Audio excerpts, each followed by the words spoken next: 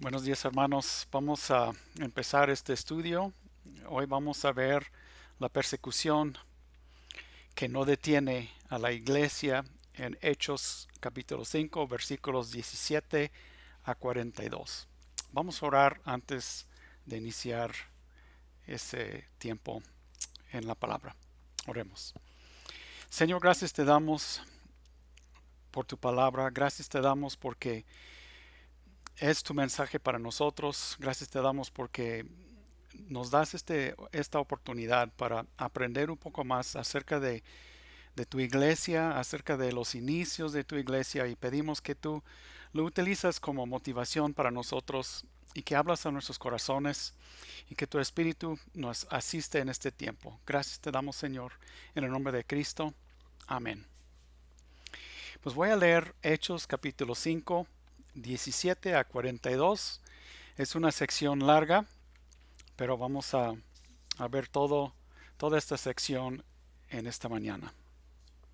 Dice así: el sumo sacerdote y todos sus partidarios que pertenecían a la secta de los saduceos se llenaron de envidia. Entonces arrestaron a los apóstoles y los metieron en la cárcel común. Pero en la noche un ángel del Señor abrió las puertas de la cárcel y los sacó. Vayan, les dijo, preséntense en el templo y comuniquen al pueblo todo este mensaje de vida.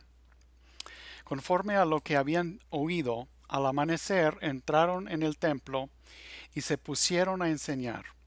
Cuando llegaron el sumo sacerdote y sus partidarios, convocaron al consejo, es decir, a la asamblea general de los ancianos de Israel, y mandaron traer de la cárcel a los apóstoles.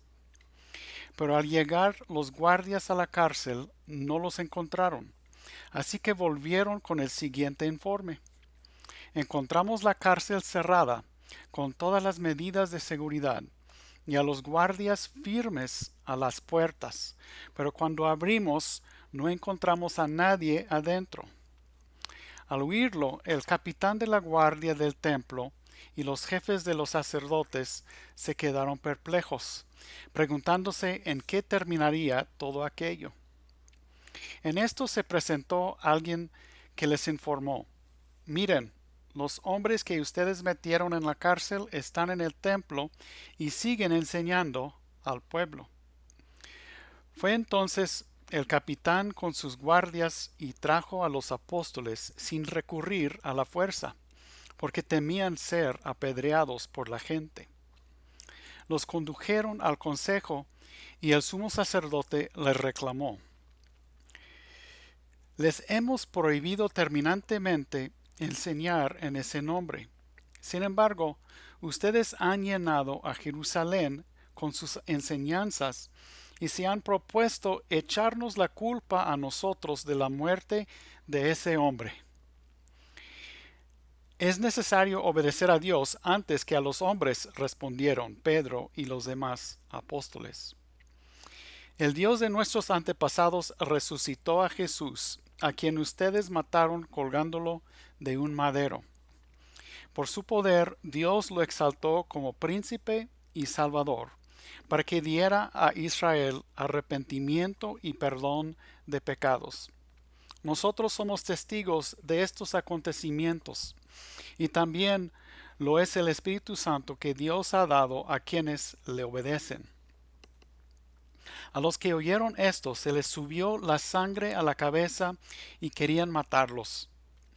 Pero un fariseo llamado Gamaliel, maestro de la ley, muy respetado por todo el pueblo, se puso de pie en el consejo y mandó que hicieran salir por un momento a los apóstoles. Luego dijo: hombres de Israel, piensen dos veces en lo que están a punto de hacer con estos hombres.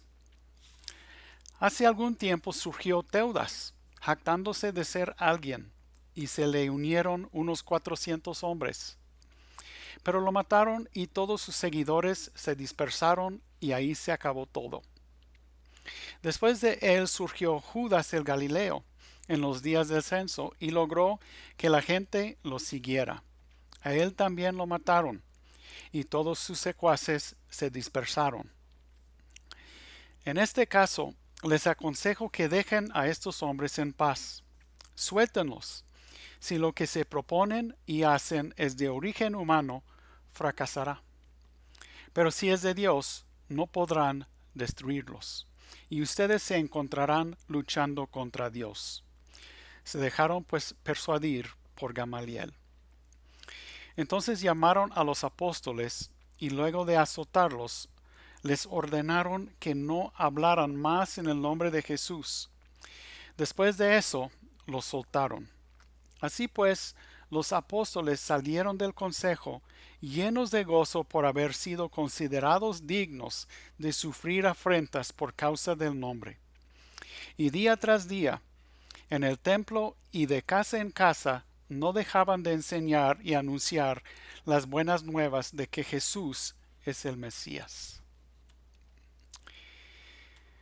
Bueno, pues tenemos una gran historia aquí en ese capítulo.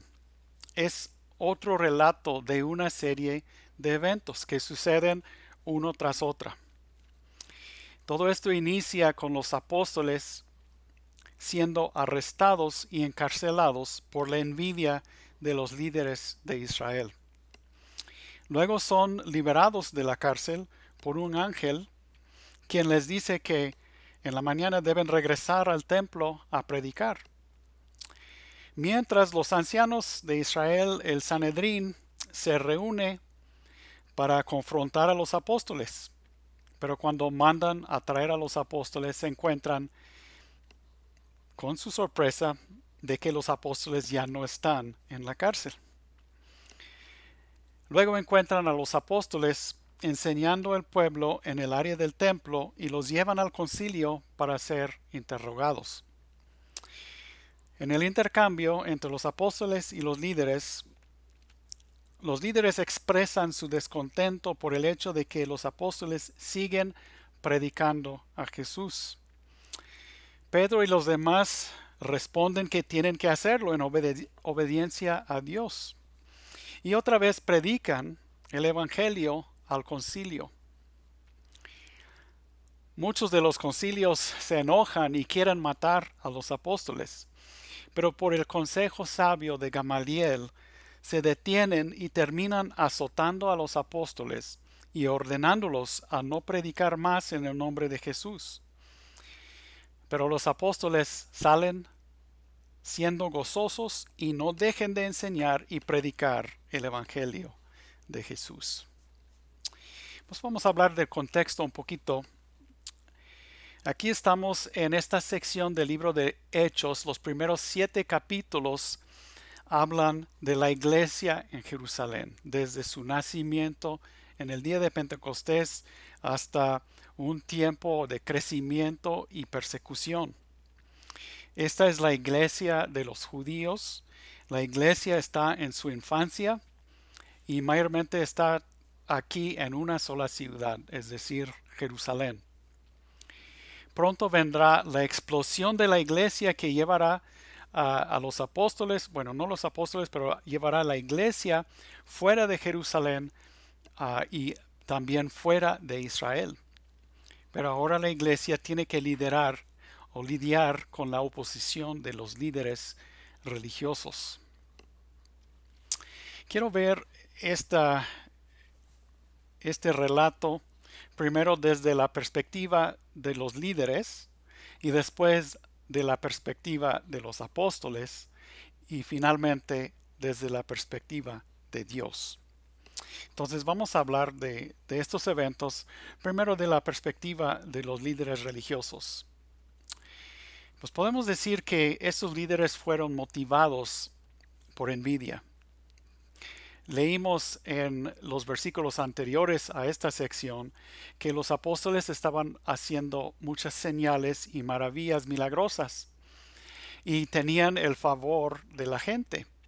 Entonces tenían mucha popularidad y los líderes estaban viendo toda esa popularidad y tenían celos, tenían envidia de los apóstoles. Y aparte, los apóstoles estaban predicando a Jesús, quienes los líderes habían matado, ellos lo habían crucificado. Entonces, con más razón están enojados y envidiosos de los apóstoles. Entonces los líderes de Israel se reunieron para enfrentar a los apóstoles. Este es el concilio o la asamblea de los ancianos, conocido como el Sanedrín, de 70 ancianos más el sumo sacerdote, que es la cabeza de este grupo. Estos son los mismos que vimos en el capítulo 4 que enfrentaron a Pedro y Juan. Y también fueron los mismos que fueron responsables por condenar a Jesús y llevarlo ante Pilato para ser crucificado.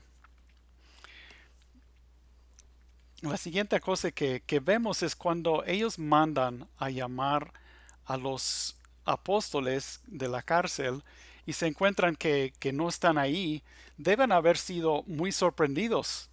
Deben haber hecho una indagación y pues si estaban pensando, deben haber encontrado que fue un milagro que les sacó de la cárcel. Ellos fueron sacados por un ángel, pero ellos no se dieron cuenta de eso. Pero ellos no están movidos para nada por el hecho de que algo muy sorprendido había sucedido. Pues les llegó este reporte. Encontramos la cárcel cerrada con todas las medidas de seguridad y a los guardias firmes a las puertas, pero cuando abrimos no encontramos a nadie adentro. Pues fue un milagro. Es imposible que los apóstoles hubieran salido solos. Pero ellos no están movidos por este evento.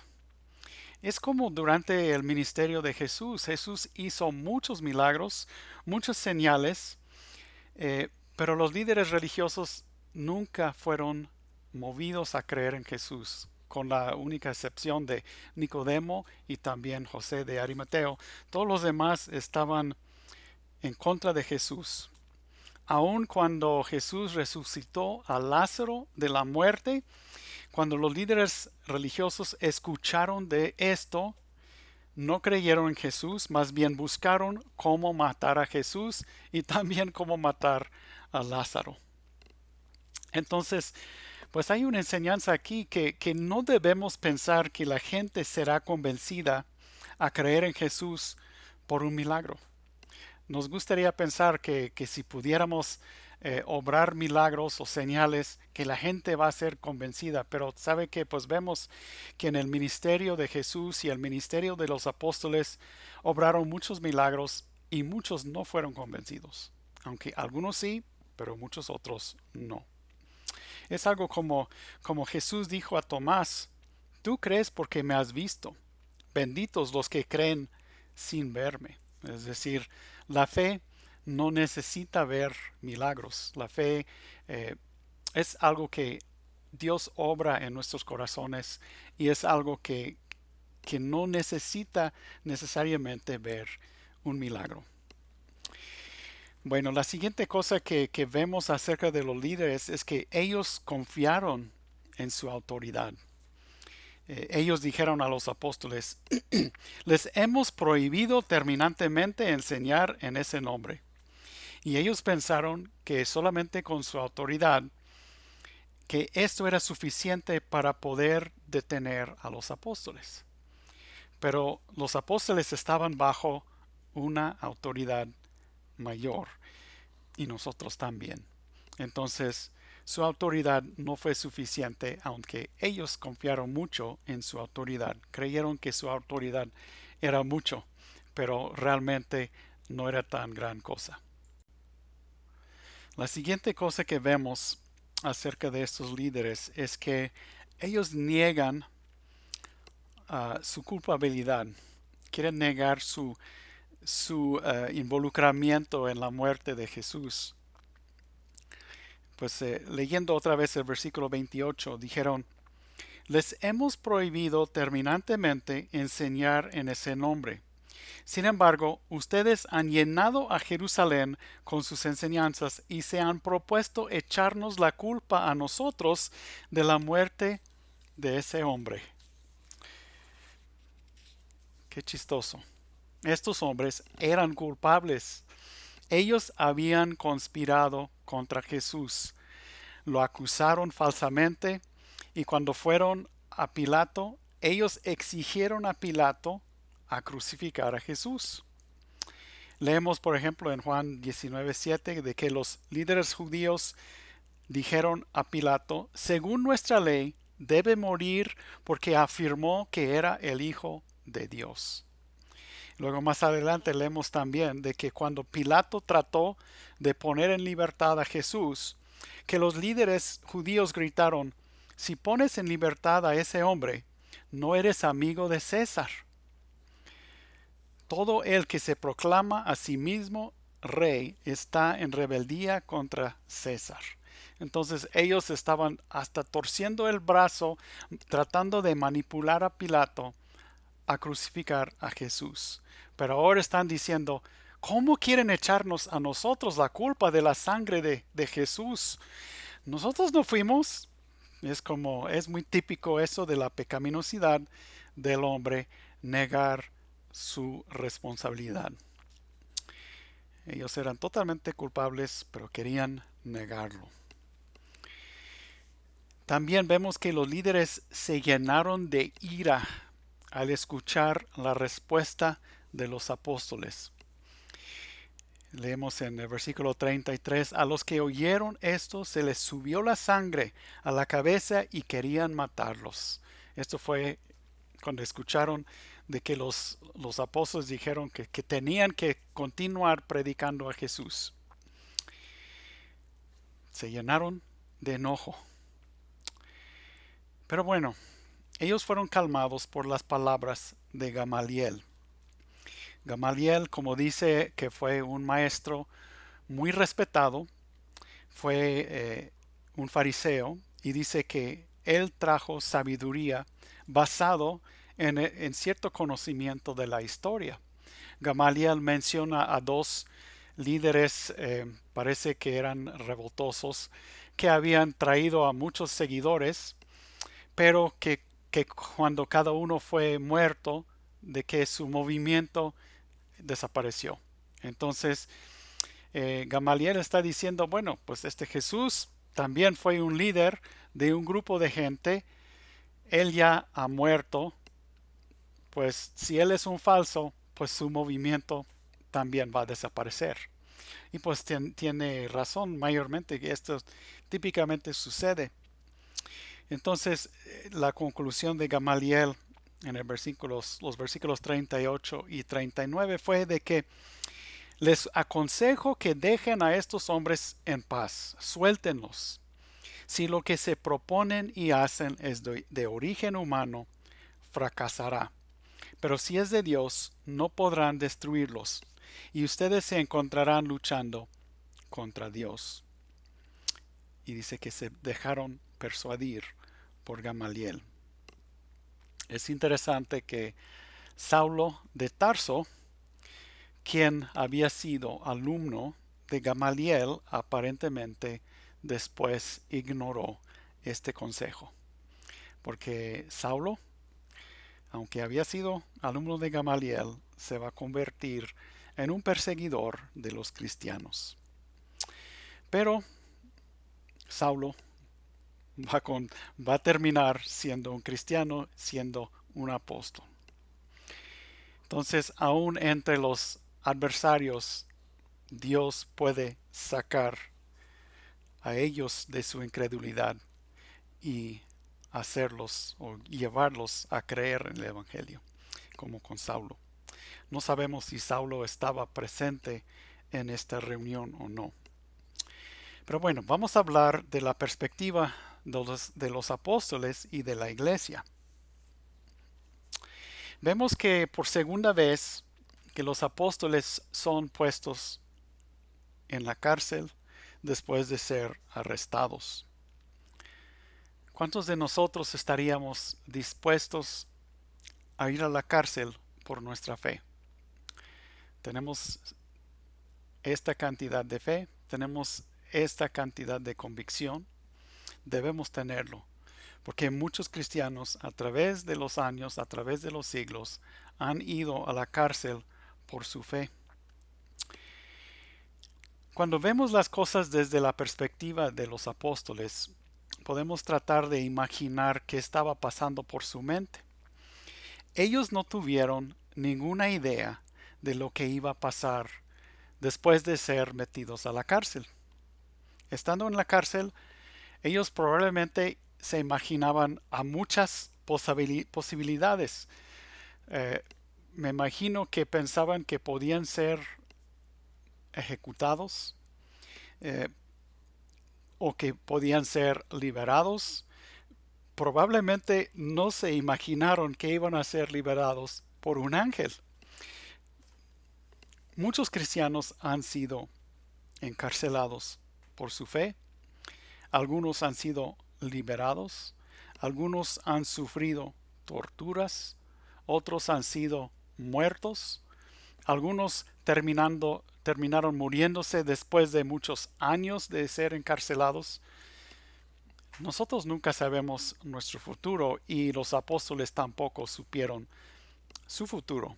Entonces podemos imaginar que ellos, siendo hombres como nosotros, estaban en el aire. ¿Qué va a pasar? No tenían ninguna certeza de lo que seguía. Si pensamos en otro, Pablo, que estaba en la cárcel varias veces, él estuvo dentro y fuera de la cárcel, pero nunca fue liberado por un ángel.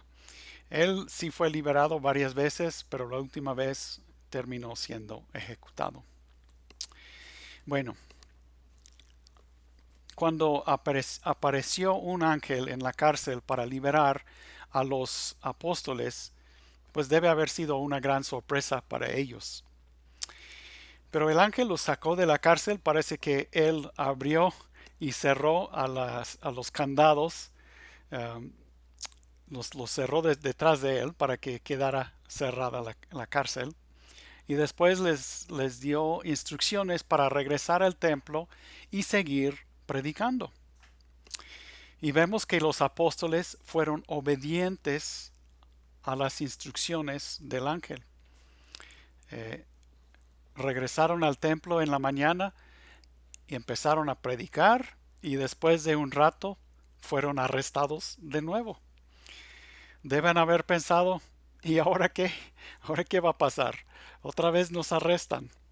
No sabían qué esperar. Cuando fueron llevados otra vez al concilio para ser enfrentados por los líderes de Israel, escucharon a los líderes decir: les ordenamos no hablar más en este nombre. Y los apóstoles dijeron: hay que obedecer a Dios antes que a los hombres. Cuando los líderes dijeron: ustedes quieren echar sobre nosotros la culpa de la muerte de ese hombre, Jesús, los apóstoles dijeron: ustedes sí lo mataron, colgándolo de un madero. Ellos hablaron la verdad sin titubeos. No tuvieron miedo de, otra vez, de este gran espectáculo de ancianos, hombres importantes de Israel. No les tuvieron miedo y hablaron la verdad. Pero lo más importante que todo es que declararon claramente el Evangelio. Es lo que leemos especialmente en los versículos 30 y 31. En el versículo 30 hablan de la crucifixión y la resurrección de Jesús.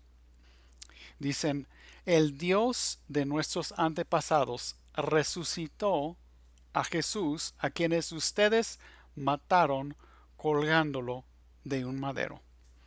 Pues esos dos eventos son cruciales en el Evangelio: la crucifixión y la resurrección de Jesús. Vez tras vez vemos que esta forma una parte esencial de la predicación del Evangelio. Y luego también hablan de la ascensión de Jesús al cielo. En el versículo 31 dicen: por su poder Dios lo exaltó como príncipe y Salvador, para que diera a Israel arrepentimiento y perdón de pecados. Hemos hablado de la ascensión de Jesús. En este pasaje de Salmo 110, uno que dice, el Señor dijo a mi Señor, siéntate a mi diestra hasta que ponga a tus enemigos por estrado a tus pies. Entonces Jesús está sentado a la diestra del Padre en el cielo, reinando desde ahí. Y después los apóstoles aclararon su lugar en todo esto, en el versículo 32. Dijeron, nosotros somos testigos de estos acontecimientos. Están diciendo, nosotros vimos a Jesús especialmente resucitado. Lo vimos vivo después de su muerte. Y luego dicen, no somos los únicos testigos, también lo es el Espíritu Santo que Dios ha dado a quienes le obedecen.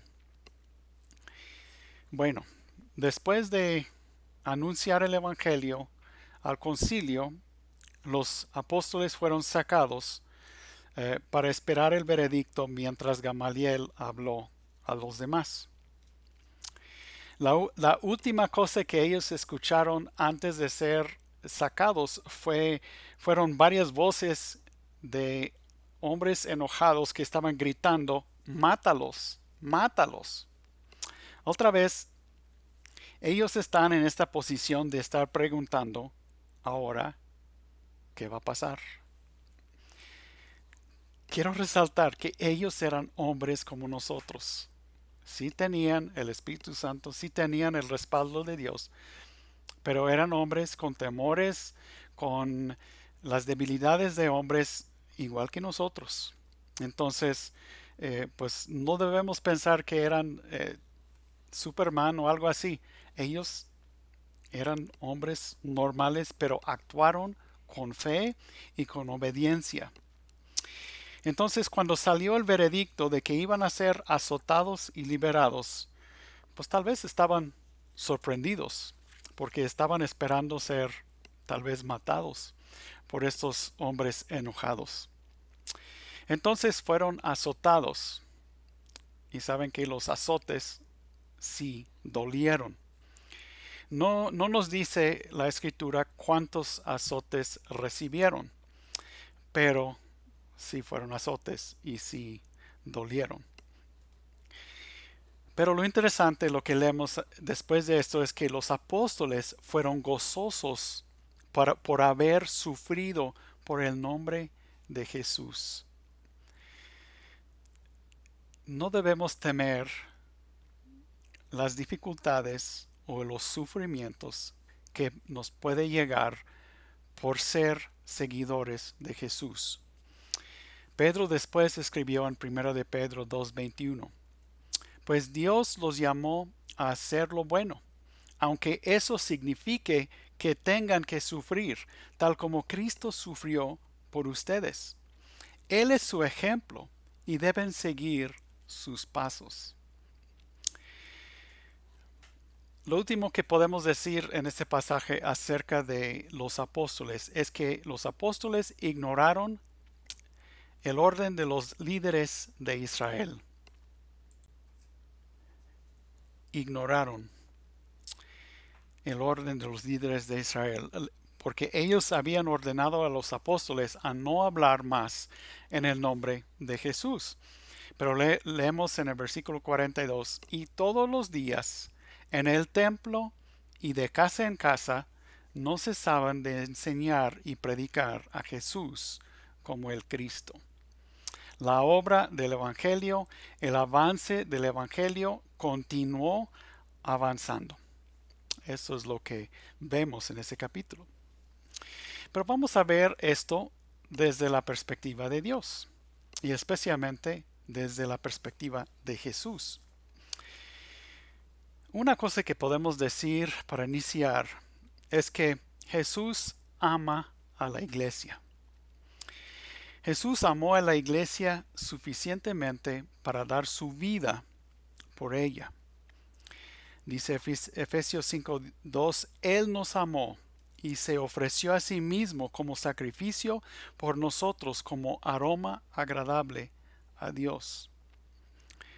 También leemos en 2 de Corintios 8:9, ustedes conocen la gracia generosa de nuestro Señor Jesucristo.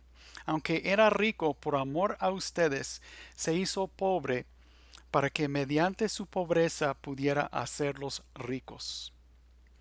Y también en Tito 2:14, Él dio su vida para liberarnos de toda clase de pecado, para limpiarnos y para hacernos su propio pueblo, totalmente comprometidos a hacer buenas acciones. Si Jesús hizo tanta inversión a la iglesia, dando su vida por ella, ¿no creen que Jesús está pendiente a cada cosa que sucede en su iglesia?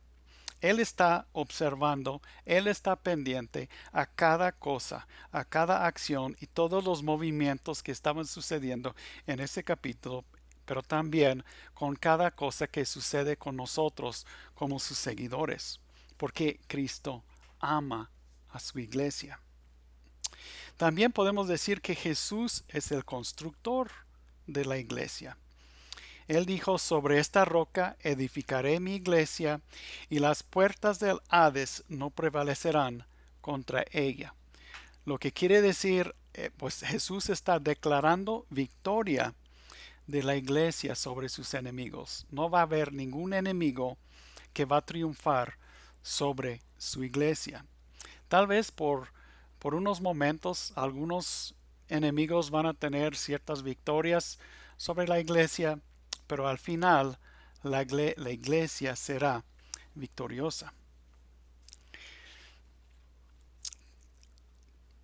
También la iglesia es edificada sobre Jesucristo. Dice Efesios 2:20 que la iglesia es edificado sobre el fundamento de los apóstoles y profetas, siendo Cristo Jesús mismo la piedra angular, en quien todo el edificio bien ajustado va creciendo para ser un templo santo en el Señor. También podemos decir que Jesús dirige a la iglesia porque Él es la cabeza de la iglesia y la iglesia es su cuerpo. Entonces Jesús, aunque tal vez no podemos ver cómo lo está haciendo, Jesús es la cabeza de la iglesia y Él está dirigiendo a su iglesia. También podemos decir que Jesús siempre está presente con su iglesia. Él dijo en Mateo 28 que estoy con ustedes todos los días hasta el fin del mundo.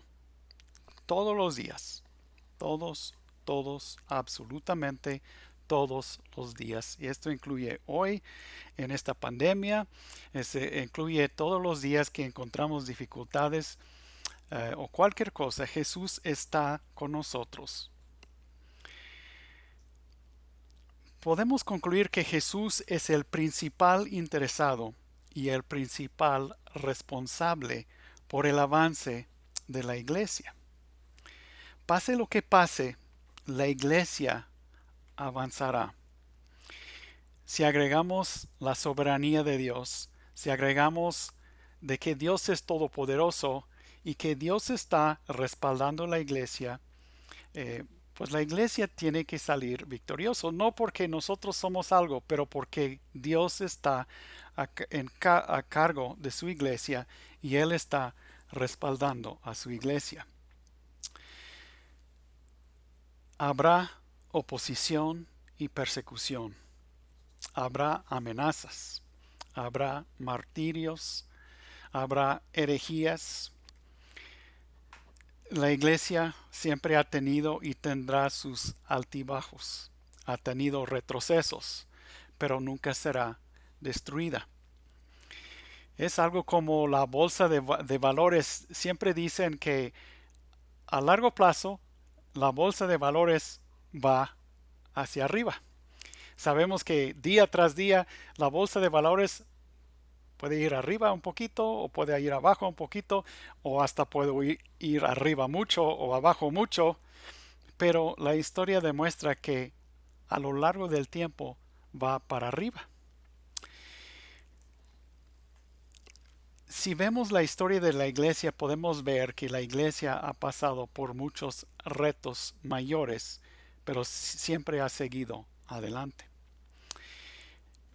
Yo creo que cuando los apóstoles empezaron a ser muertos, por ejemplo, alrededor del año 64, 67, eh, tanto Pablo y Pedro fueron martirizados en las persecuciones de Nerón.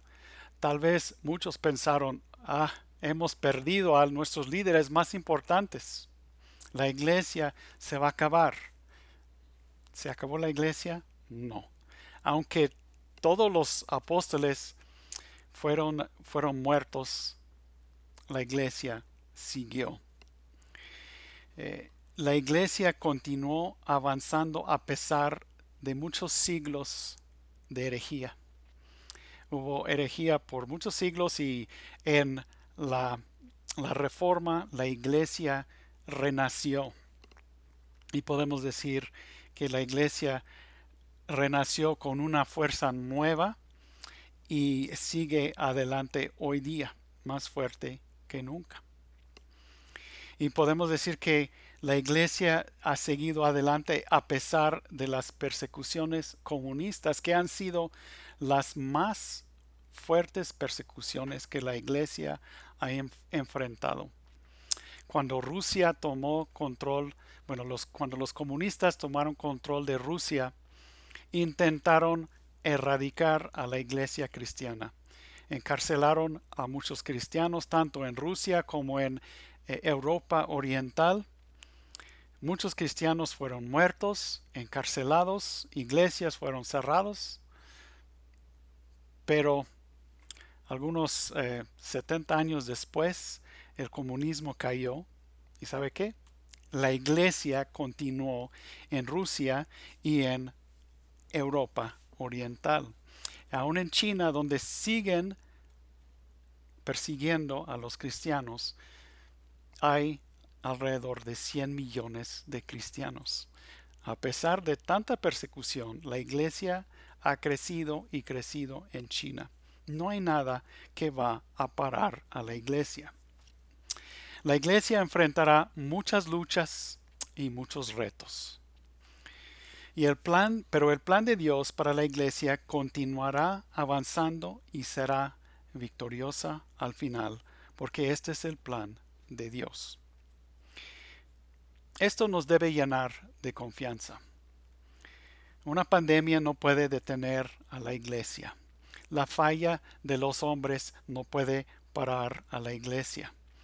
Herejías, persecuciones, nada puede parar a la iglesia.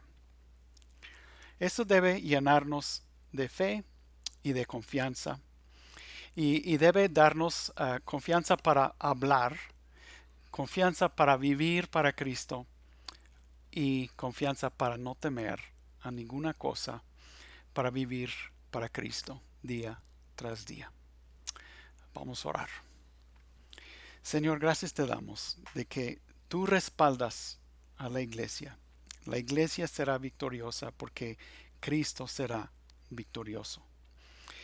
Gracias te damos de que en ese pasaje, como vimos, que a pesar de persecución, la iglesia siguió adelante, siguió creciendo. Pedimos que tú nos des fortaleza, que tú nos des valor para hablar el evangelio, para no tener miedo y tener confianza en ti, especialmente en estos tiempos. Gracias te damos, Señor. Pedimos esto en el nombre de Cristo. Amén.